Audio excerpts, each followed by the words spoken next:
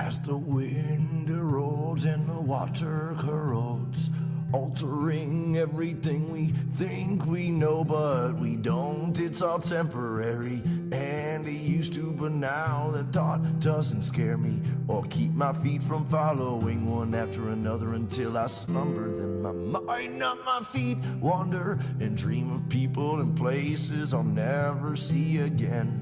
I've mended as much mental anguish as I can, and now I try to use this language to take these thoughts from my head to my pen. Cause though I don't speak of my dead friends or the circumstances, often the blow never softens or yields.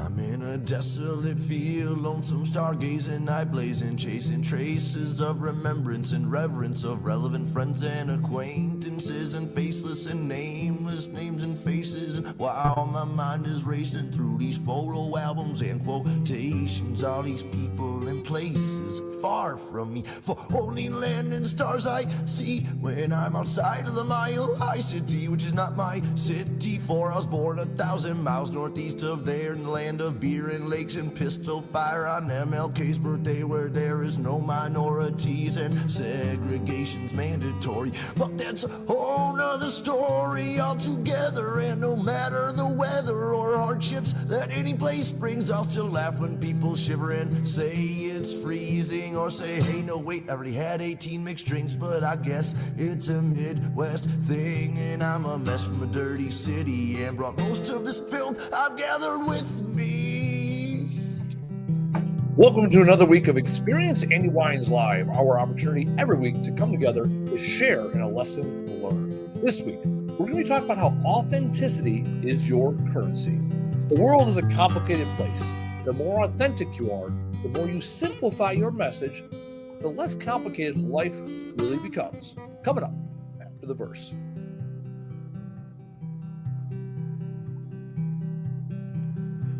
My work labors on as lovers sleep in each other's arms, remaining calm and collect. I begin my self-reflection process of redemption. Honestly, I don't know where this road leads, or if I'm even going. Could be rowing upstream, or worse, chasing my dreams to the peak, to finally be somebody doing something with what I have, rather than saying again and again that I can't and I won't anymore from this day forward. Cause Lord knows the past is set in stone, the present is yours to mold and to use for future uses. I know I'm a nuisance, I'm told, except neither young nor giant nor gnome. I don't sleep on these streets usually, though I've made thrones of my own. I don't sit well with idle hands, though don't know what to do when I'm home all alone. I'm a menace thrown from society, and as it lies to me, I'll smile silently as others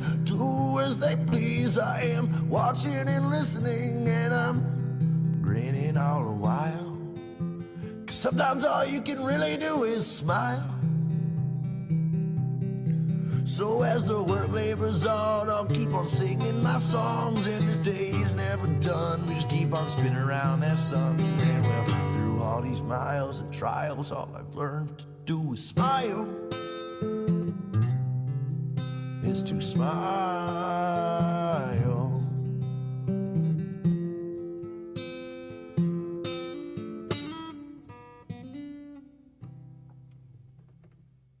Welcome to another episode of Experience Andy Weins Live. This is our opportunity every week to talk about something that's going to make our week that much better. Episode 75.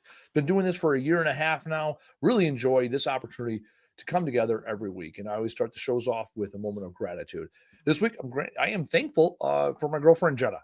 We've known each other for years, started dating a couple months ago, and now we are full-fledged, doing the thing, as I say. I'm really grateful because she pushes me. Comfort is a word that bothers both of us. So we are consistently pushing each other, being uncomfortable. And we have two different sets of strengths. There's areas that she is absolutely fantastic. And when it comes to nurturing and mothering and being empathetic to other people's needs, and it really softens my rough edges. Because last year, my battle cry was strong enough to be soft. And I got the strong part down, and she brings a level of softness that really allows my gentler side to come out.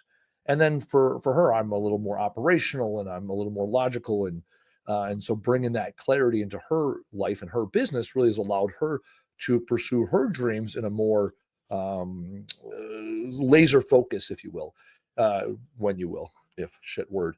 And so I'm thankful for her, because oftentimes when people, they say they want to be around like-minded individuals, and like-minded won't get you anywhere other than where you've been. It's all about finding people that are like-hearted. Who are those people that have similar values and beliefs in you, as you, and then you have that base, that foundation, and then see the world differently.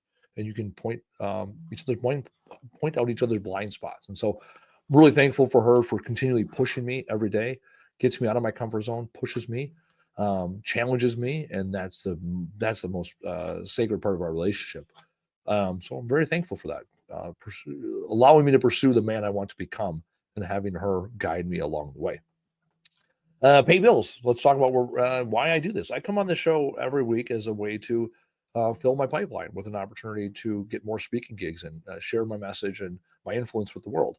I do a lot of work at conferences where I go speak generally for free, and then that leads to more gigs. So for anybody out there that has conferences yet this year or even next year already, a lot of people are planning 12, 18 months out, conferences that are looking for the language of leadership. It's all about developing those skill sets. It's that the linguistics of leadership. Really, what language do we use as leadership so that we retrain our brains to come from a place of empowerment and a place of victor versus victim. So it's neural linguistics. That's essentially what it is, and tricking our brains into believing ourselves. It's amazing what happens when we convince ourselves that we are in charge. And so I love doing that. I love doing a 45-minute to 90-minute presentation, and upwards of 4 hours. Those are more the paid gigs. So the 45 minutes to 90-minute presentations, keynotes, and workshops at conferences, which leads to those 4-hour workshops with companies and organizations. So that's my ask for anybody out there in the conferences world that's looking for speakers this year or next, or anybody that knows of anybody, or you're going to a conference, you want to hear me speak. Would love the opportunity for those introductions. All right, let's talk about authenticity. Authenticity is a word that's being thrown out a lot. And I was talking to someone 2 weeks ago, 3 weeks ago, this brand builders company that's I'm working with to build out my brand. And they said a lot of people are coming out talking about they want to be authentic. It's like, okay, well, what's the problem? It's like, well, the person they are on social media and the person they are in real life is inconsistent. And I was like, oh, that's interesting. That takes a lot of work to convince people that you're somebody you're not. And so now in today's day and age, between social media, it used to be your reputation, and now it's your personal brand. And people develop these personal brands. It's a persona of them, and it's a piece of them, certainly. However, it gets so far from the truth that they forget who they were. And I was in a similar spot. I struggle with imposter syndrome. And for years, I went by AFW, Andy fucking Weins, right? The F ain't for Francis. And I went by that because that was a nickname I got when I was 18 years old, and I carried it with me in my radio days. So it was a person I was, and it was a person that I was continuing to be and project out to the world. And in reality, it was a projection of my wounded inner child. And then when I lean into saying, okay, I'm gonna be Andy, because Andy is good enough, right? This idea that I'm not good enough. I have to add a little stank on my name. I got to be a little edgier and harder. It didn't serve my overall purpose. My overall purpose of inviting people in and having deeper conversations about things that really matter. I was being more motivational and inspirational in that world. And now I want to really focus on who people are, meeting them where they're at, and then let's work on the quiet places in their life to develop better skill sets. And when you have the better skill sets, motivation it's does not compare to discipline.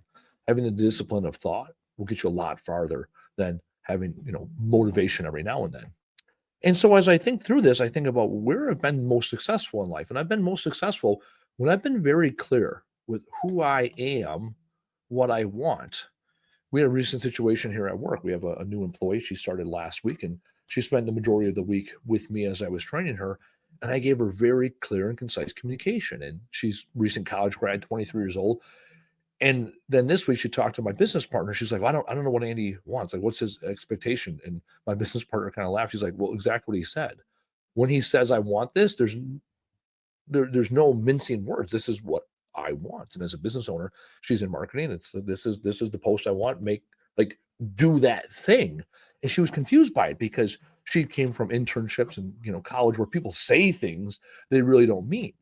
So when I say something like, hey, make a post today by this time, that's it. Here's your very tight little SMART goal. Because she's used to, oh, someone should do that. Or, man, we should really talk about that. Or, hmm, what do you think about this? It's like, no, I very clearly stated what I wanted. It reminds me of a time a couple of years ago. I was dating a woman and I was spending time with her family. And I was talking to her brothers. Brothers were talking about going to a White Sox game. And I had never been to a White Sox game. And I'm not a huge fan of baseball. And I'll go see new things. I'm going to Wrigley later this week. Not a huge fan of baseball. And I like going to new experiences. And so he was talking to me at this party and he's like, oh, we should go to a Sox game. We got season tickets. I go, yeah, let's do that. Right. And I said, hey, let's pull out our calendars. Let's figure that out. He goes, oh, well, we can do that later. I'm like, oh, all right, well, I'm sitting right here.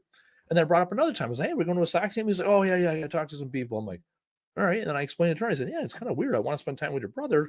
White Sox game, go out with the boys. I had my calendar. And she's like, well, it's a figure of speech. I go, what do you mean it's a figure of speech? She said, well, he's just saying that. He's just saying, oh, we should go to a game sometime. Well, then let's go to a game sometime. Like, let's put the necessary steps in place to make things happen. Like, I don't feel better by being invited to something that's fictitious. I'm feeling confused because if you say you want to do something, then what's the next logical step? And I realize more and more in society, people say that. They'll say the thing right in the immediate moment that gets them out of the next conversation. I read about that in Chris Ross's book. Ross? No, I'm driving nuts. Chris's book. Chris Ross Never Split the Difference. He talks about it being the passive yes. People will say yes to things to get out of that conversation so then they can say no later when it's not as awkward or uncomfortable. I thought that's foolish. Why not tell people exactly how you feel in the moment? And so I think about, we're going to talk about what I can do, my feelings, what I want, what I will. And it got this idea going back to a show I did maybe 2-3 months ago about the 6 most powerful statements. The other thing, when you start, well, actually, I'll go down this vein. The 6 most powerful statements. It's I am, I can, I feel, I know, I want, I will. And when you lay out those statements, it's kind of starting to paint your vision of the world and the way you see it and what you're capable of and where you're going. When you start to lay out those statements to yourself, and you reflect back and you start planting in these statements, you start showing up as the person that you really want to be, the person you desire to strive for. And then when you get in front of people, when you're faced with a new stimulus, you can respond to the entire situation. So you've already thought through what you want in this world. And then when you make it very clear, people give you a yes or a no. And then you know exactly where you sit with them.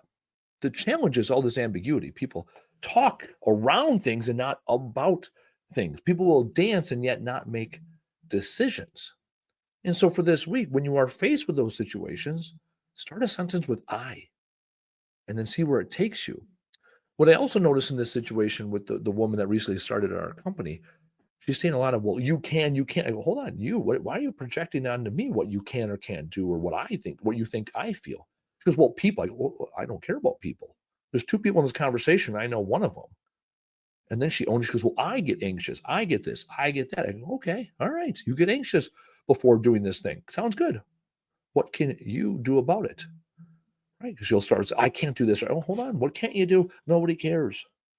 It's not interesting. It's fluff. It's useless to talk about you can't, you won't, you don't. Let's talk about what you're going to talk about. And once you start owning those statements, I am, I can, I feel, I know, I want, I will, you start building an empowered life. Ironically, these statements are in alphabetical order. That allows me to remember them. And they build on each other. I am, declare who you are in this world. I can, what are you capable of? I feel, how do you feel when you already declare that I can? I feel empowered, inspired, ready to take on the world. What do you know about the situation you're faced with? Maybe it's not much, right? Okay, go get some more research. Based on how you're feeling, what you're capable of, what you know, what do you want?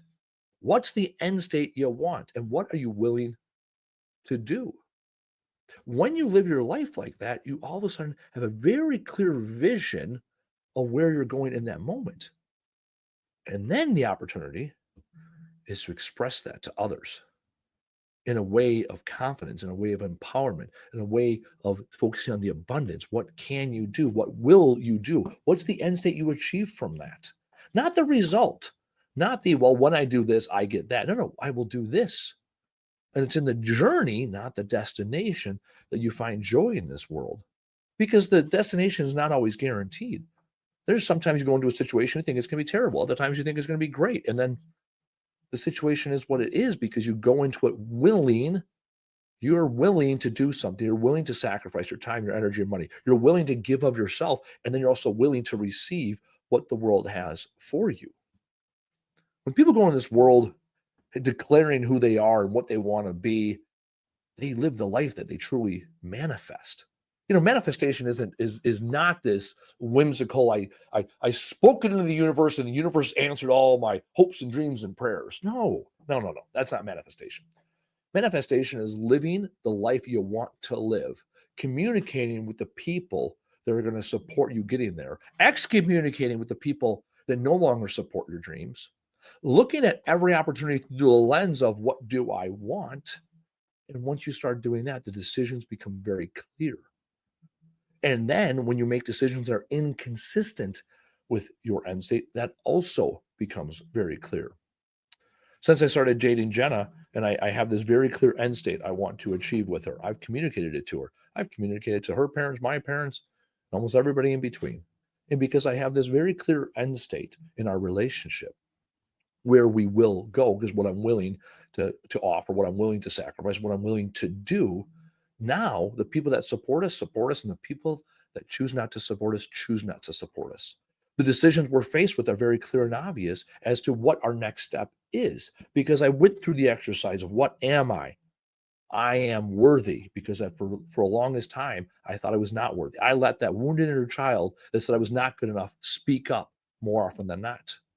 I think about what I can do. Well, I can be the second half or the better half or the other half of a relationship. I can be a husband. For a long time in my life, I wanted a wife, and I shifted my language this last year to saying I no longer want a wife. I can and I want to be a husband. I feel empowered when I support somebody else. I know I'm capable of supporting, protecting, and serving a family. So I want to be a husband. And so I'm willing to do what it takes to get to that end state. I'm willing to go on bad dates when needed, not if, right? I'm willing to put myself out there. I'm willing to be vulnerable. I'm willing to open up myself to somebody. I'm willing to take on somebody else's baggage. I'm willing to share my baggage with somebody else. And then I get this opportunity to achieve the end state versus going back to this place I was years ago where I had no confidence. And I told myself, I'm not good enough. I can't get what I want. I don't feel worthy. I don't know who I'm looking for, what I'm looking for, what I want in this world. I want someone that accepts me for who I am, and I'll be willing to take anybody. And I'm willing to only show up and not show up as my true self. Those two narratives have been true in my life. The one I showed up, and they're both authentic. The difference is that first statement of what I am. Am I capable? Am I worthy? Am I living a life of abundance, or am I not? And from there, the conversation continues to go on. And then I can show up as my authentic self. And because now I know exactly what I'm looking for. And for the people that fit that mold, they fit in my life. And for the people that no longer fit the mold, they no longer fit my life. A lot of the times I talk about in this show the lens of the people in your life, because I've seen plenty of situations where people stay in your life far too long and other people are dismissed far too soon, because we're not looking at the lens of our end state in our long term. And I have struggled for years in relationships. And now that I understand who I am, now that I am confident, I'm authentic, I am who I am. I'm no longer living the life of a person I was or I was trying to be. I am who I am. Now I allow the right people in and I allow the right people out because I have the confidence of who I am. That's what the authenticity serves you. It gives you the opportunity to reset yourself with yourself. And like I was starting to say there, when it comes to relationships, when I have been vocal about who I am and honest about who I am, those people come and go really with almost a little effort on my part because I'm confident versus me chasing some people and chasing some people away, trying to project onto this world. And that's what life's all about. It's all about the people we're in. We in our lives, right? 8 billion people in this world. That's what it's all about. My mom continually reminds me about that. At the end of the day, it's all about people. In our business, it's about our employees that we have working for us. It's about the customers we serve. It's about the vendors that support us along the way. In my personal life, it's about the people I can have influence with, the people that can influence me so that I achieve the end states. I achieve the dreams that I want someday. And so when you take the time to be your authentic self, the right people will come, the right people will go. Having the stoicism to be you and accept the fate of reality, accept the fate of what may be, that's when the good stuff happens. So my challenge for everybody this week is to be authentic. Do that fucking thing. Tell the fucking world who you are. I am this person. And finally, show up. Show the fuck up for yourself. Being willing to exercise the time, the energy, and the money to get closer to that end state you desire. Be willing to lose along the way. Be willing to win along the way. Be willing to give along the way. And when you do that, when you live your authentic self, your authentic life, you will manifest the life that you could only dream of at some point in your time. I thank you again for joining me this week. We'll see you next week. Through all these miles and trials, all I've learned to do is smile. Is to smile.